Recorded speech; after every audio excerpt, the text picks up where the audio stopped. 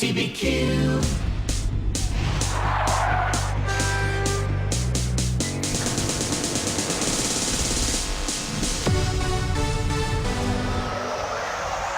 Good afternoon, Tony Abbatine, brought to you live from Warwick, New York, and Game On. Those of you that listened last week, we're going from soccer to softball. Good afternoon. Last week we had assistant coach from Duke University, Ken Pollard, talking about what he called the greatest game in the world. We were nice to him. We told him that we believed that soccer was a real sport. But today we get back to the good stuff. We get back to, in my opinion, and all of the listeners that know of Frozen Ropes, and really talking about baseball and softball. And particularly with softball, it's interesting. Our guest today comes from the Sunshine State, and we have all these girls that come in and work out in the Northeast, and the first thing that we typically do is ask them, in a perfect world that we don't live in, irrespective of skill or academics, where would you like to go to school? And I can tell you that I wish I had even 50 cents for every young lady that comes in and talks to our softball instructors and says, I want to be a Gator. I want to go to University of Florida, and I want to play in Gainesville, and I want to play for the greatest college coach in the country, a gentleman named Tim Walton. Tim, Tony Abbatine from WTBQ in New York. How are you today? I'm doing well, Tony. It's pretty flattering conversations you get to have. Well, let me tell you, if I took all the accolades and all the great things that you've done on and off the field for women's softball, we'd need a 2-hour show. But certainly your program and your leadership certainly needs no major detail in the world of college softball, from 4 consecutive Women's College World Series berths. You've been a national powerhouse really for the 6 years that you've taken over there. The SEC conference, I'm going to say, is the best softball conference in the country. So it's great to have you on, and really we're going to put you right on the spot from the get-go. But before we do that, I've got to ask this question, Tim. Do your kids play soccer? Do my kids play soccer? Yes, my daughter does. Okay, but she does play softball, though. She does not play softball. Well, Tim, that's a problem. How old is your daughter? She's 9. All right, she's got some time. Correct. And as our Duke University coaches talked about, and I made a point of saying, yes, soccer is a great cardio sport. It's a great participation sport. But at the end of the day, that one-on-one responsibility and the joy that one gets in playing on a team sport but being individual, you can't get that anywhere except the baseball and softball. So there is time, but I also know that your sons do play baseball. Yeah, no, they both do, and obviously I think my daughter, as I look at it, it probably has to do with the simple fact that I am the softball coach, and her playing a sport that I coach in. She's very analytical and maybe views herself as maybe get viewed, judged, so to speak, on how she plays, and I don't think she's ready to do that. I'm going to ask you, Tim, we had Ken Pollard here, and it's interesting. He talked about the 4 pillars of soccer at the highest level. They break down the soccer players into 4 components, and I'd like to get your take on when you're watching the skill sets of a recruit or even someone who now is in your program. The soccer people talk about technical, tactical, physical, and emotional. The 4 components of what a good soccer player looks like. I've got my own opinion, but it's not about my opinion for the next hour. Is it somewhat similar when you're looking at a high school recruit, those 4 components? Well, when you talk to somebody who coaches at Duke, and I'm pretty simple. I think one thing I haven't been able to put my finger on exactly, I get this question quite often, and the one thing that I always come up with is just say, listen, I don't have all the answers. I don't know. I don't clone my hitters. I don't clone my athletes. I don't clone my recruits. But I am definitely looking for a characteristic that I know that I can work with. And so I think, just the eye test. I mean, you know from doing professional baseball and so many baseball that, just passing the eye test is usually how it gets past me first. And if we're just talking about skill sets, we're not talking about grades, we're not talking about those kind of things. I definitely have. I look at the offensive component first. And typically the way a kid throws the ball and how they throw and what the throwing mechanics look like, I think can measure to success of what I'm going to be able to do with a kid's swing or what I think I can do with a kid's swing. So I think I don't really have a pillar system in place, but I definitely have a very consistent structure of what I'm looking for in my athletes all the time. You mentioned hitting, and if you can, Tim, some of the red flags that you see, and with all the girls that want to play for your program and the recruiting that's done, and I know it's a tough question. We put Howard Johnson on the spot a few weeks ago, and actually he said to Hojo said to say hello. That hopefully you're taking care of Kayla. Oh yeah. But you've got to be able to at least identify for our listening audience what are some of the things that you see that we're going to call a red flag that you're going to project. And I know that's a tough thing to do with 15, 16-year-old little girls, but if it's there at 15, 16, it's probably not going to be good enough to play in the SEC. Well. And I'll answer this two ways. Number one, from a recruiting standpoint, I've really taken a lot of pride in the way I recruit, and I've kind of come up with it like this. I don't know that you can project what a 15 and 16-year-old kid can do, so I've gone a little bit further and said, if I think that kid can play for me right now, then I think that kid's going to be what I'm looking for, and I think that's when you're talking about, female athletes, they have a tendency to peak earlier mechanically, and then they get better, obviously, mentally and physically and stuff as they go down the road. But nowadays, as much as they're playing, I think you can, get a better measuring stick of where they're at right now today. But if I looked at everything overall and some red flags, and as much as I've worked with athletes and baseball and softball, there's a lot of things that I feel like I can make improvements on in their swing, and there are a lot of things that I go, I just can't touch that. Typically when I look at foot and hand rhythm, if you don't have a smooth, controlled first move, or in other words, you don't have control of what your body's doing when the pitcher's on the release point, or those kind of things, I have to have a kid who's in complete control of their body, because then I feel like they can completely control their swing. So I'd say that first move, there are a lot of posture points that I look at, and this is the one thing, the difference between what I do for a living and what I'll say what Frozen Ropes does for a living. Hopefully the kids at Frozen Ropes Academy and all the academies across the country, they can build the framework of what a swing is going to look like, and then from there I can hopefully take that swing to another level. So when I'm looking at kids, I want to make sure they have the posture points, that their hands move smoothly. I don't know what or why so many kids are, and I'm not going to use a rotational word or a linear word because I don't want to get too complicated over the air, but when the front shoulder, when the front side of the swing, when you have no control over that, or there doesn't seem to be any component that kind of works together, those are huge red flags for me, because I don't think we're going to be able to develop the bat speed and consistency that we want to have. It's interesting you mentioned rotational linear, and you're right, Tim. Maybe the next time we see each other live, we can have that 7-hour discussion on what combination, what comes first, and I think the problem that we're seeing really across the country, and even with some of the colleges that are here that I'm knee deep in trying to help in the way of some pitch recognitions and things like that. You're seeing spinners. I mean, Hojo talked about not being able to control the front foot is certainly a big problem. But you're seeing so many of the hitters just in and out of the strike zone so quickly that at the youth level, they're going to be able to be okay with that. But once you start seeing the introduction of some real good secondary pitches, and you're starting to see expansion and subtraction on the pitchers, that's where you see a big problem. And I think coupled with that, and kind of leads into the next question, this travel ball mania. I mean, every day there's a new team that's out there. And God bless the dads that want to be with their daughters. I think that's great.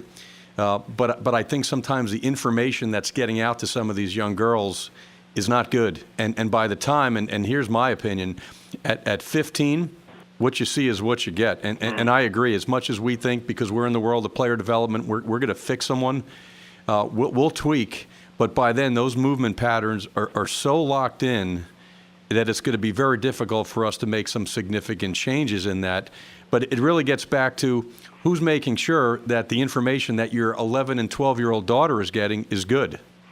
Yeah, you hit on some great points, and the one that I completely agree with you, and that's why I definitely take the kid that I know can play for me right now, and through some sound organizations or some sound training, the kids that typically can go up to the plate and hit, and they can go into the batting cages and hit, and the movements are just so simple and so easy. I always say that sometimes mechanics are forced on a kid, and you can see it. They stop moving just systematically in the batter's box, and things just don't happen naturally. It's real forced. They're trying to do something, and it's very, very difficult. And I would completely agree with you 100% that not only I'll go one step further than just travel ball itself. When you and I grew up, you didn't play year-round. You trained, but you didn't necessarily train for a scholarship or for a pro or whatever. You were just training because you played and you wanted to be good at it. And I think with the technology that we have in this day and age, with a lot of different things, swings and iPods and iPhones and everything else, it's really churned what potentially used to be somebody who would adjust to a pitch, and you become way more analytical, and now you're thinking about the way you should adjust to the pitch instead of just adjusting to it. And instead of getting backspin on a ball, you're getting topspin on a ball, and that's not correct because you've been taught to do it this way, that way, and the other. And so you take what becomes natural muscle memory, and you force the muscle memory, and things just aren't happening as smooth as they used to be. Now, I say that, and obviously I'm recruiting at the top of the food chain. There are kids out there that are doing it correctly, and there are kids out there that, and I say correctly, that their body just naturally reacts to what they're doing, and that's so impressive to watch the kids that just flat out know how to hit. And I really do believe this, and I don't know if this can be proven or not, but I think kids are born and they can hit, and I think some kids have taught themselves how to hit, and some kids just flat out believe they can hit and might not have great mechanics. They just have willpower and they can get it done. And you know what, Tim? I agree. I'll put an asterisk on it, though, because at the end of the day, you mentioned about the swing, and we call it flow. Does a swing have flow? Do you look at the swing, and is it not robotized, or I call it the Americanization of hitting, and it's as big a problem on the baseball side.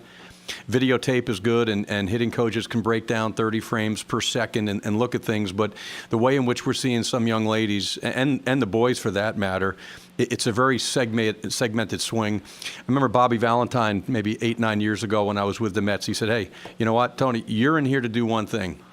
I don't care if the kid has all kinds of stride length, stride directional problems. He's got casting issues. He's upside down. You need to make sure that they understand the importance of timing and pitch recognition. Because at the end of the day, those are the kids that are going to get to the big leagues anyway. And I truly believe, as much as we're in the business of fixing, some of the better players that we see here, you look at, they got some funky setups, they got some things that aren't making sense, but at the end of the day, do they get barrel to ball at the right angle on that right pitch? And unfortunately, that's not really being taught at the youth level. Let's, if we can, and again, you talked about top of the food chain. You've got, we had one of the coaches from Jacksonville on last week, Tim, and I was kidding with Laura Taylor, who used to work for me. Hey, I'm looking at all these rosters down there. Why is it that, and again, we'll talk about Allie Gardner maybe if we have time later on, but why is it so difficult, in your opinion, to have a really good player from the Northeast go down and play for a program like yourself or any other big SEC program? Is it possible? And if it is, what can that really good player do to possibly make it happen? Well, and it's kind of, I don't want to open up a whole separate can, but I think exposure is such a dangerous word to use because it's, kids, and I say being exploited. There's a lot of exploitation that goes on out there, thinking that this one team or this one person can get a kid an opportunity, and so be it. Yes, it is timing. It is important to be on a very, very good travel team, but I think there was also other factors that go into that. And use Allie Gardner. Obviously, she was the first team All-American hitter I've ever had, and here she is, a Northeast kid.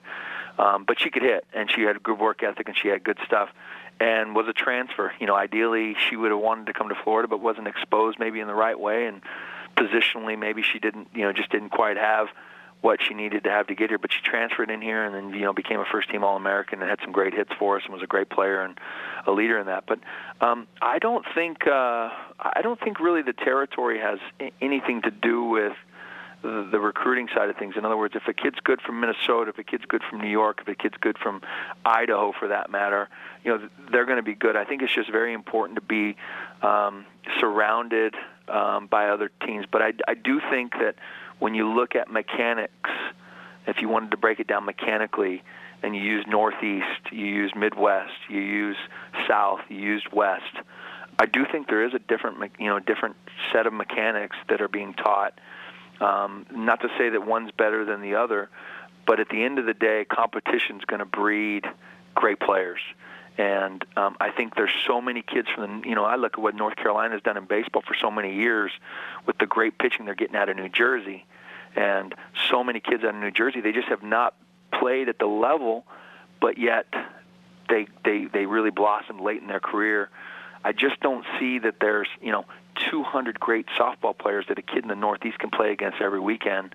And I think that probably hurts their growth, or their swing doesn't fully develop because they don't have to hit 65 miles an hour with great late movement like you would, you'd see in a lot of other things. So I think that's the only thing. And as well as I do in baseball and softball, you can't get better by yourself. I mean, you just can't hit off a tee that much and hit that much better without having any kind of, like you said, pitch recognition or some of those other things. So to be a great kid in the Northeast, I think more importantly, it's to be on the right kind of team.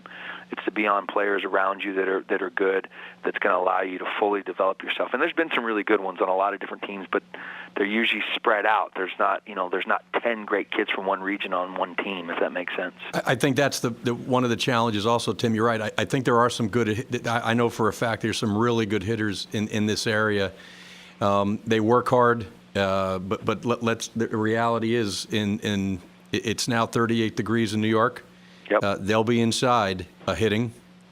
We're lucky at our new complex. We've got this all-star simulator. We call her Jenny, in reference to Jenny Finch. And our girls will be lucky enough to face 67 with movement and screwballs and curveballs and whatnot. But it's still not the same.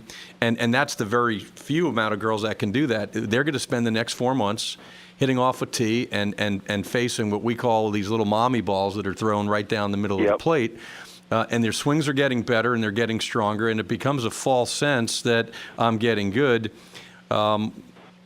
Fast forward to the spring, and one of these girls maybe has an opportunity to play on one of the premier, and again, Premier Gold, that's also another conversation. Every team that wants to go and get into some of these tournaments are self-classified as gold, but it's going to be very difficult for that Northeast girl who hasn't seen that type of pitching to be able to compete and showcase her skills when programs like you are around. Yeah, and I mean you hit it right on the head, and and again I'm totally different. I mean, we have a machine in our cages that we use, and but the reason why Florida softball, from the offensive perspective, has taken another giant leap in the last couple of years is because of the training that we have, and we don't do a lot of drills. I don't have a fix-it drill for every problem out there. We hit our way through problems, and we got two live pitchers that throw. We hit live off of our own pitching, which is really, really good. And then we do a lot of toss work and stuff like that. And I agree with you completely. I've been coaching now softball, and I don't even know how many years. I think this is my 14th year in softball. And the one thing that I've noticed, the trend in baseball and softball, is the number of teams, which then pluck the number of great players and spread the talent out over these teams and these teams. And it would be nice to have 5 teams from, say, a lessly dense population of kids, to where those kids can all be on the same teams, and then those great players will get better because the other kids around them are pushing them to get better, as opposed to just being the best player on the team all the time. Right.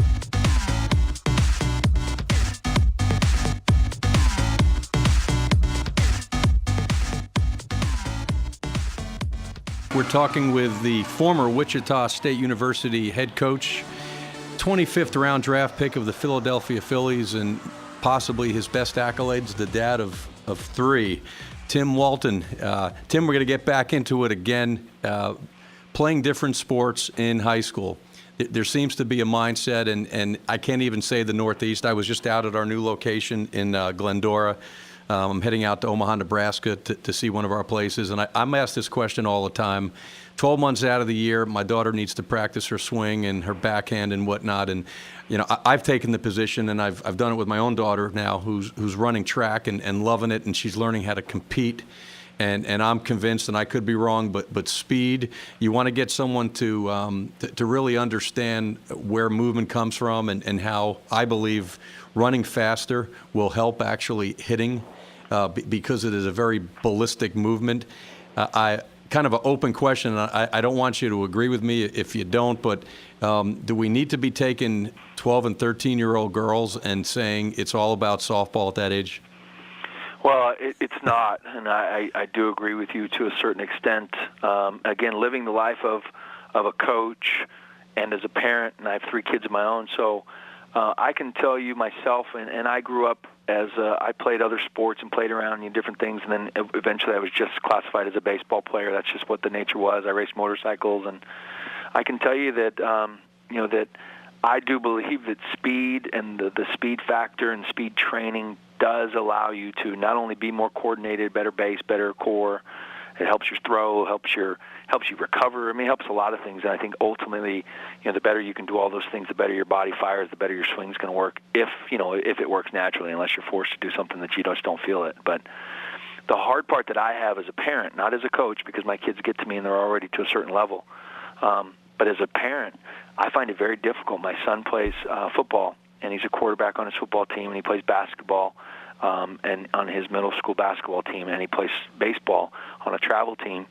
And it's so very hard to train to try to be competitive at all 3 of those sports without having just an unbelievable God-given ability to be one of those top 1%ers. So I can understand where some people believe that they do have to train one sport, and you start to really train that because you want to be good at it. And I think that's the key in this generation of what we're living in. I'm that same person. I am that person that if you're going to do it, I want you to do it well, and I want you to do it right. And so it puts a little bit of a strain. I think it's put a strain on me, not on my relationship with my son. We work hard and do a lot of things what he wants to do, but it is very difficult to be good at more than one sport when you're not giving it your full and undivided attention.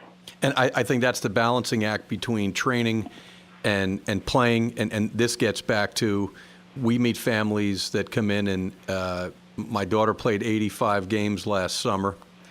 And this whole, while I played a lot of games, I got better. Well, you really didn't. You took some skills. And at the end of the day, softball is an extremely individual sport.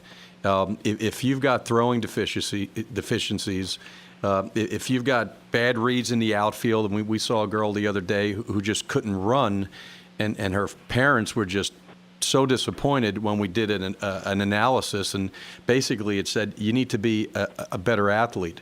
The problem that we're seeing, Tim, when do you learn how to compete? In this age of go to a showcase, I had this discussion with a baseball coach, and it's okay to lose, and do we even know that the score, because of the way in which travel tournaments are set up? I'm so afraid, whether it's for my daughter or the girls that come to us for some good advice, you need to learn to go out and get your butt kicked. You need to go out and get pissed off when you lose. And if you're training all the time, or if you're on the showcase circuit where, it's all about me looking good, what happens when they get to college, and more importantly, after college, when real life begins, and they haven't learned how to compete?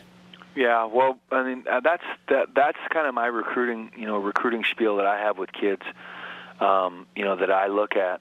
And to be a competitor is a genuine, wonderful self-evaluation of your skills, of your ability, how you performed, and how you're getting ready to perform. And that's the thing that's missed. It's one thing to play the game, and it's one thing to enjoy the game because you love it and you're playing it for the love of the game. and there's another thing to get better and actually compete at what you're doing. And that's the difference, and that's what I do believe, that I may not be the best hitting coach, I may not be the best pitching coach or the best third base coach, but I'm teaching my kids how to compete. We compete on every single pitch, and I believe that kids have that already. They have that skill in them, and so many kids are more competitive than we think. But it's being able to deal with the failure and understanding what failure is, and dealing with the success and understanding what that is. I mean, we saw the many sports, end in some type of a bad situation because the loser and the winner, they're taunting and the stuff that goes on. So it's teaching that, but that comes from the home. I mean, I don't care how many games you play where there's a final score. If me, my parents, or my coaches, or myself, I think I can learn those kind of skills just by having a great self-analysis of what I'm doing. I've mentioned before, and I think you would agree with this, that the single most influential factor on a young girl's, and we'll say with the boys too, in their adolescent athletics is not the hitting coach, is not the travel coach. It will be mom or dad or someone in that capacity. And because you're right, learning how to compete, learning about integrity, the desire and passion to play sports, those are things that, in my opinion, are ingrained at a very early age, that if you don't have that, again, just my opinion, Tim, that doesn't magically happen when you go to college. And I think that's where, as coaches, and again, I'm certainly getting them way before you are, this is what we're trying to instill with the parents, and really a commitment back to athleticism and competition, which always segues into, you ask all the girls around the country, they've got a hitting coach, they got a pitching coach. How about a throwing coach? I know you and I have talked before, and I know you heard me speak at the National Convention 2 years ago. It's even worse than it was 2 years ago. I'm looking at college girls that are coming in now. I've been on college campuses in the Northeast, and I'm looking at girls throw, and the coaches are kind of looking at me saying, well, how do you fix that? Well, you can tweak it. There's no question that you can.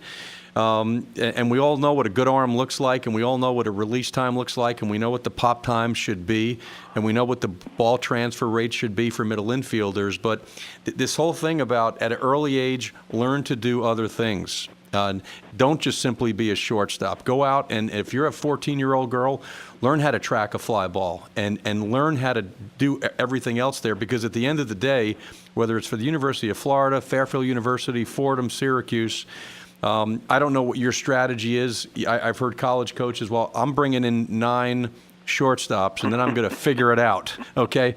The University of Miami many years ago, I remember talking, Tony, what do you mean you got a right fielder? No, we're going to take the shortstops, which we think are the best players on the team, get them down here, and then let them be athletes. What do you think, Tim?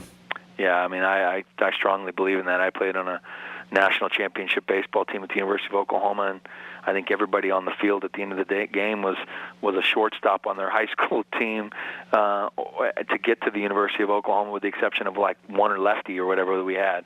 I believe in that. I mean, you take a shortstop, and why are they the best? Because they have all the throws. They have the arm strength. Typically, you have arm strength. Typically, you have all the throws, and that typically translates into kids that can swing the bat well, too. Right. Why? Because it happens naturally, and the bodies, the components are so similar. No, I definitely think that that's huge. I recruit a lot of shortstops. Obviously, catcher's a skill position that you look at, and you have to really develop that a little bit differently. Same with the pitcher, but everything else I think can be taught through experience. And this is one thing that, again, you go back to the competitive nature. We had our strength and conditioning coach who was phenomenal. And I said, hey, we need to work on getting our kids to run faster. They're getting here and they're getting strong, but we got to get faster. And he made a simple analogy. If you want to run faster, if you want to get faster, you have to run faster. If you want to throw harder, you have to throw harder. If you want to hit the ball further, you have to hit the ball further. You have to swing, So there's a lot of components, and that sounds kind of silly. But at the same sense, so many kids across the country, and girls are the worst at it, and I don't mean to single them out, but they are the worst at it because they play more games really than the boys do. They don't want to play catch. They don't want to throw. If there's a little bit of a twinge in their shoulder, it's done. Well, I'm good. I'm loose. instead of actually throwing through the pain and getting the capsule to loosen up and to stretch it out and to get it right.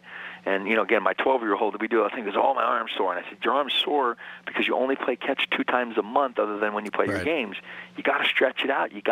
My arm hurt until I was, 25 years old because I threw almost every day. And so that we just want it easy. We don't know how to compete. Winning is not easy, and the skills that it takes to play the sport, it's a tough training road, and sometimes you're gonna be in pain. We had Alan Jagger on a few weeks ago. Tim, I don't know if you know who Alan Jagger is. You want to talk about somebody who understands throwing and long toss? This guy's the best of the best. Barry Zito, just one of the smartest guys that you're going to meet, and his band workout, totally different from what's out there. We've got some of the girls on our team now. Every day they're doing a 12-minute workout, and I can tell you their warm-up time has been cut in half, and the little aches and pains, because you're right, they can't throw every day. It's been tremendous. I'm gonna make a note and actually send you a pair of bands. But at some point, Jagger Sports, I've been sharing. He's been a baseball guy for the longest time, and he's starting now to try to infiltrate the softball side. But it's a big problem and again, in the Northeast with the limitations that we have, we're seeing girls not only jump velocity, but they can do more drills. They can endure a 3-hour practice now because their arms feel much better. And you talked about the running part of it. We've got a guy up here. I don't know if you know who Ed Lovelace is. I've heard the name, yes. Yep. Ed Lovelace is a world track coach, University of Arizona, and it was great. He came up to visit me actually personally, and he had spent some time with my daughter, and he said, hey, here's the best advice I can give you. You want to run faster, you need to want to run faster. So when you said that, I kind of laughed. If you want to throw harder, you need to have the intent to throw harder. And I think that's something that's missing sometimes, and even bringing it into the hitting side, right? There's no question. We try to tell some of the girls, we'll call it the pretty prom swing, right? At some point, can you just swing the bat? And I don't care if you fall over. Let's see if you can take this pitch that you've identified that's in the strike zone and swing out of your you-know-what, right? And I don't know if that's good hitting instruction, but at some point, that little body needs to learn how to max effort to swing. And it sounds like the better players either get this early on, or how about this for a theory? If you're good, despite all the instruction and the video and stuff that your mom and dad and travel coaches with the best of intentions are giving you, you're going to be good. Yeah. No, I definitely think so, and we definitely take that approach with our hitting, and sometimes you get critiqued that our eye levels change too much or the stride levels change too much, or we swing it, our hands get a little bit longer than they should. But at the end of the day, you said it earlier, if I can get my barrel on the ball at the right time, it doesn't matter what my swing looks like. It doesn't matter what this thing looks like. And then most importantly, to do it the other way, which is probably the most important part of any sport, is if I can do that with confidence, I'm dangerous, and it's going to be, you're going to be in for a long haul trying to get me out 3 or 4 times in a game. We've been privileged at least 2 times a year. We have Jessica Mendoza come up to New York, Tim, and besides being in my opinion, the ultimate ambassador for what female athletes are all about, her work with the Women's Sports Foundation and just simply a role model of all role models. And particularly on the hitting side, when we spent time with her a few years ago and put together a video, and it really was just to talk about some of the misinformation that was out there. I know you've worked with Jessica in your times when you were coaching her in the NPF. She does some things that, she's 5'11", she gets away with some different things, but the one thing that she's really impressed upon the young ladies that she's been around is that at the end of the day, you're in that batter's box, you've got to feel like you're the greatest hitter in the universe, and once you leave the circle of champions, as we call the on-deck circle, where your preparation, you're looking at what the pitcher might be throwing to the extent that there's any pre-pitch visual cues. When you're standing in that batter's box, it's all about you, and it's all about confidence. She's done more for the, quote, mechanics of the swing by not even talking about it. Yeah, and that's where, when I look at her preparation, and you take somebody like Jess, who is a complete competitor, She's a complete work ethic person. She can do things on her own. She picks up on mechanical things that, when someone alters their mechanics to throw pitches in certain locations. I mean, you're talking about a kid who's a 4-time All-American, in college. It doesn't happen like that very, very often. And then to be the world champion and then the Olympic champion that she is, she truly gets it. And you know what's even more beautiful is she truly gets what she does, and I think that's so important. If you break her swing down from here to there, there's 20 things that she does super well, and then there's 2 or 3 things that she doesn't do as well. But those 2 or 3 things, they don't bother her. They don't get in her way of what she does. And Jess is, you said it, an ambassador, and she's truly somebody who's very confident. She is also somebody who's so competitive that she doesn't want you to get her out once, let alone twice or 3 times a day. And she's a champion at heart and with everything she does.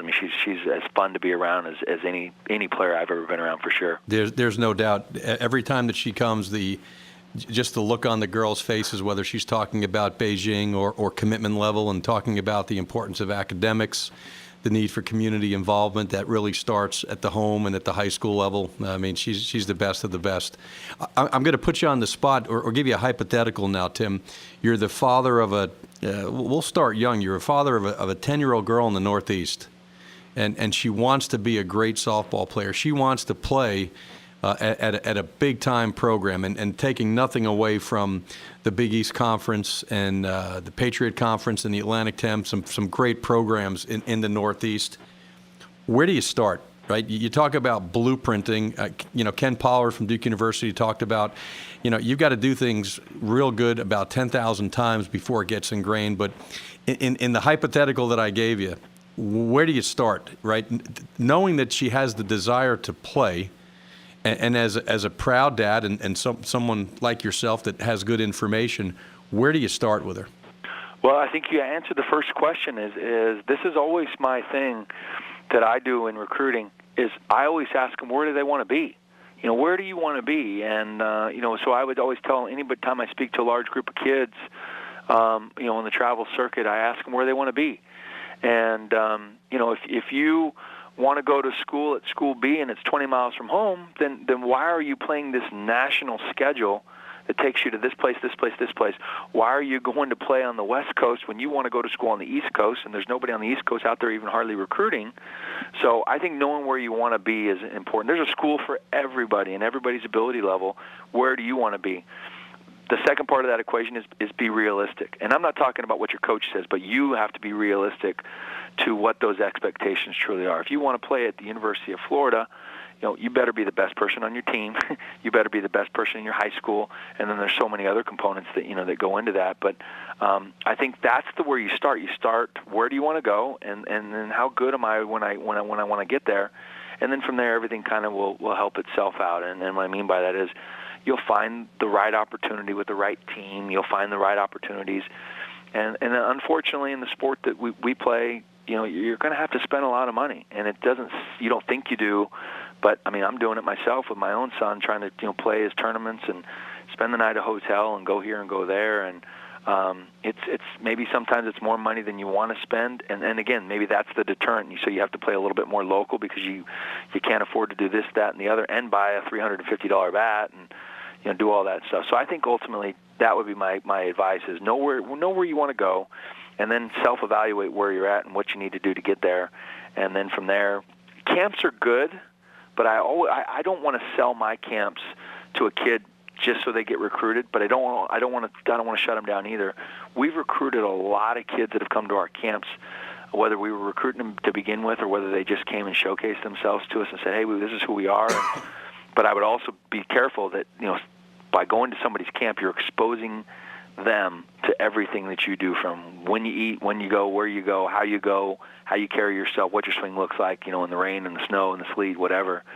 So I think that sometimes is a good piece of advice, is to, hey, just go to a couple. Maybe you find that going to this school's camp is really good for you, and they host a great camp. And I go to all my. I get a lot of questions if I'm going to be at my own camps, and of course I'm going to be at my own camp. It's my camp, so I like to see everybody that way. So maybe that helps a little bit.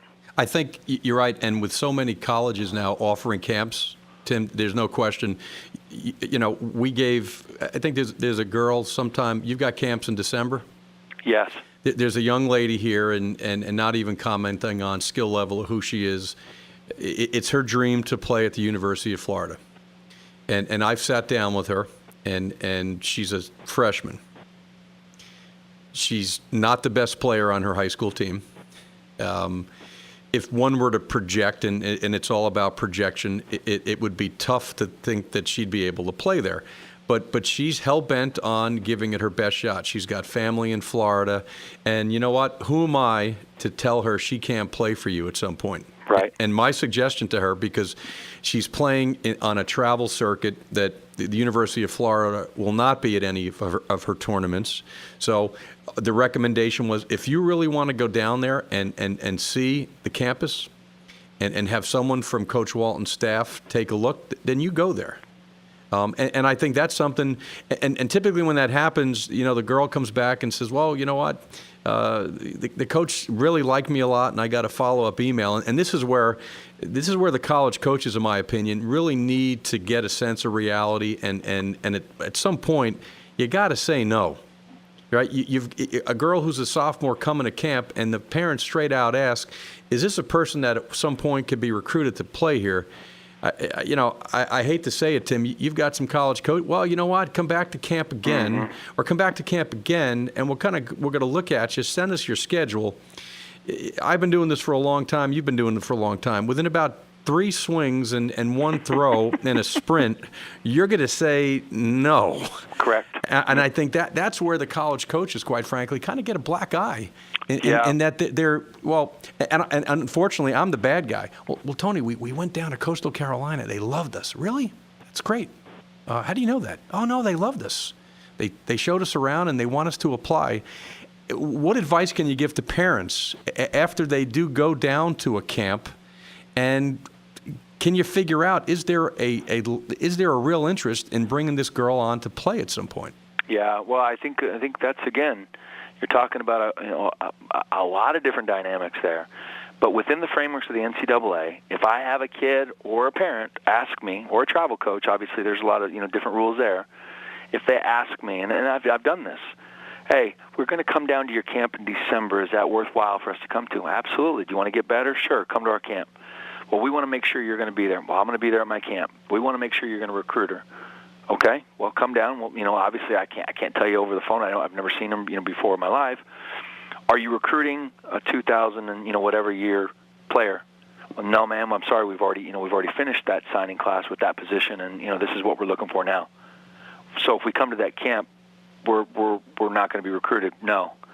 If you're coming to get better, come to get better. But if you're coming to get recruited, no, then that wouldn't be wise for you to spend X amount of money to come do that. And then again, that's questions, because some kids come to our camps and they're going to other schools, and they know they're going to other schools, but they like them and they come do them still. So again, that's a tough answer that I had to give them. But at the end of the day, that's the right thing to do. I'm not going to solicit somebody's money to come to my camp so that they think I'm going to recruit them, and we're really not. So, but I don't know that unless they ask me the question. And kudos for you, because when a parent asks that question to a college coach, you'd like to think that same candor would be forthcoming. Sure, and it should be, and that's the business that I'm in. And again, I don't believe that I'm going to be the University of Florida coach for the rest of my life. And I'm not one that burns bridges. I'm going to do things politically correct, but I'm also going to be somebody that someone says, you know what, that coach may have hurt my daughter's feelings, but he was honest. He was straightforward and told us exactly what he thought. Because at the end of the day, this is a business. Even though it's talking about people's feelings and obviously close feelings when you're talking about your own daughter. At the end of the day, I just want people to be honest with me, and I'm going to be honest right back to them.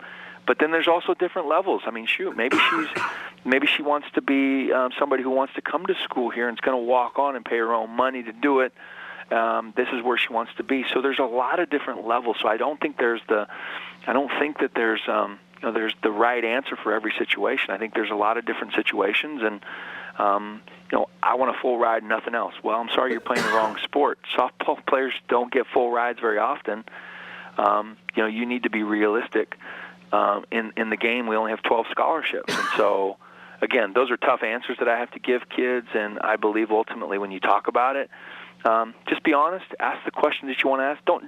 Don't ask me, are you recruiting a 2016? Well, that's 6 years down the road. I have no idea. Tim, coaching female athletes, what advice? I mean, you coming from a baseball background, and I'm sure it's still a learning process. Life is a journey. If you think you have all the answers, you're in trouble. And I know you're a learner, not a knower. Any advice that you could give, whether it's a travel coach, high school coach, or even some of the younger college coaches that might be listening, on understanding that there are different dynamics when dealing with the female athlete? Well, here's one. I'm gonna talk probably 3 different ways. I'm constantly learning. Every single player that I have, every single girl that comes to me, they're a little bit different than the other one, and so. Just when you think you have the perfect response and you get somebody else who doesn't understand the response, you have to completely adjust to each individual. And I think that's the same for girls and for boys. But when it comes down to competitiveness, there's a time and a place to give one of my hitters or one of my girls the right answer. So I'm constantly learning what they're doing. I would say this is more of a parental or me being a former professional baseball player, college baseball player. I say it like this: I've had a lot of friends, I've had a lot of baseball players call me and say, "Hey, I've got this kid. Oh, this girl can really, really, really hit." And I think people aren't giving girls enough credit. I look at my hitters, and my hitters can hit, and I don't care if they're a girl or a boy; they can flat out hit. And I think again, those former professional, former college baseball guys. You got to say, hey, could she play on your team? Could she hit? And that's when you know you've got a real hitter. I mean, that was one of those kind of almost that stereotype that if a girl can hit the ball out of the infield, she was a good hitter. And now you look at these kids across the country, and they can flat out hit. And so that was kind of what I look at. But on a day-to-day basis, I have my own daughter who's 9 years old, and she teaches me so much. My wife was a student athlete, and she taught me. If I didn't marry Samantha, I don't know that I would be a college softball coach today, because I never would have truly understood that girls who don't really have much professional, sports after college, that they do it for love, they do it for passion, and it's a lot more personal to them. Their swing and their throw and the way they field, and you have to really make sure that you're honest, but you also have to be cautious to understand that they're doing this for love and not doing it for money. They're not doing it to be scouted or be to go on and play professionally. And so there's a big difference in the way you handle them. But the other side of that is, hey, you can push girls as hard as you would push a boy, and they're going to give you everything that they've got. And they're not going to ask you, well, my dad said to do it. No, they don't do that. They will please you, and they will get after it with you. And then the final thing is that also being a father, I know that I would give my daughter anything that she wanted, and I think that was one thing that was very interesting to me, to know that a father of a girl athlete is going to give her anything that she needs to be successful, and I don't know that that's not like that for the boys, but it's definitely different love. Oh, it's clearly the double standard. I have a son, I have a daughter. I guess the expression "daddy's little girl." It sounds like your daughter is in that category also, Tim. And I think, and the whole softball has been new to me, and really over the last. I mean, Frozen Ropes have been around for almost 25 years now. Really, the last 6 or 7 years, when we've kind of looked at and I identified that there was a need for some good instruction and a teaching model that made sense. And one of the things that I've learned is, you're right, girls love to be pushed. And I think this mindset, well, they're only girls and they're going to cry, they're going to break.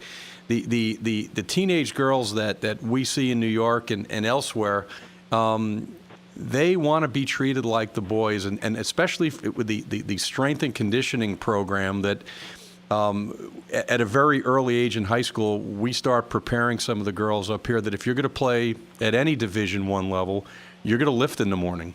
You better understand what the weight room is all about, and it's been a great revelation for me to see that they'll work harder.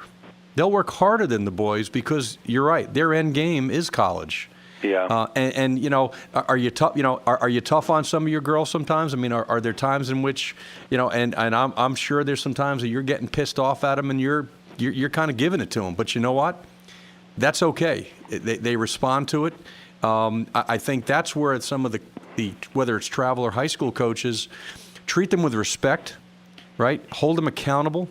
I mean, one of the lines we use all the time: what you allow, you encourage. And if you're going to be the master teacher or a coach, at very early on, lay down exactly what the rules are, make them accountable for that, and you can push and motivate them to the nth degree. And at the end of the day, just like a good swing is a good swing, a great athlete really is a great athlete, irrespective of what locker room they're changing in. No, you're 100% right. And I will tell you that the first time I had a girl cry, I mean, it really hurt. I was like, oh my gosh, But overall, at the end of the day, it's the same. It's the same coaching no matter what. It's not anything different. I mean, you handle them differently. You handle them. My favorite quote of all time from one of my players was, she was spending, I don't remember how long it was. The game was going to be at 2:00, and she's coming out of the locker room almost a little bit late. And I said, hey, you're almost late. She goes, Coach, hey, if you look good, you play good. And I looked at her, huh? Your uniform's not even dirty yet. She goes, no. If you look good, you play good. And that was a big difference. I mean, we spent a lot of time on the design of the uniforms and how we're making sure that the bows and the headbands and the glitter all match what uniforms are wearing on those days. So that part of things are a little bit different than the eye black and the sliding in the dirt before the game to see who can be the dirtiest. But overall, the hearts are the same. The work ethic's the same. The passion for the game is 100% the same. Well, I can tell you, Tim, it is going to be snowing up here this weekend. We've got the luxury of having the turf fields, and the girls up in the Northeast, they know they're in for the challenge. If they're ever going to compete and make that national team, and God willing, an Olympic team again, they got to get outside. We talk about speed of play, and it was great to hear from you, right, what their challenges are, particularly with hitting and playing and whatnot. And on behalf of all of the Northeast and all of these young ladies that want to play and want to be a Gator one day, I wish I had the crystal ball, but you're going to see in the next few years some girls that understand what it's going to take to play there. And whether it's showing up to a camp and running a 2.6 from the right side or hitting balls over the fence, that girl might not be on that Wichita travel team or not playing the big-time program. But I think what's great, and you've really laid it out, what it's going to take to make it and possibly play in the SEC or possibly play for Coach Tim Walton. Tim, I can't thank you enough for an hour. It went very quickly. We need to get you back on at some point, and go Gators this year. Thank you, Tony. Appreciate it. You guys have a happy holiday. Thank you so much for having me. Thank you. Okay.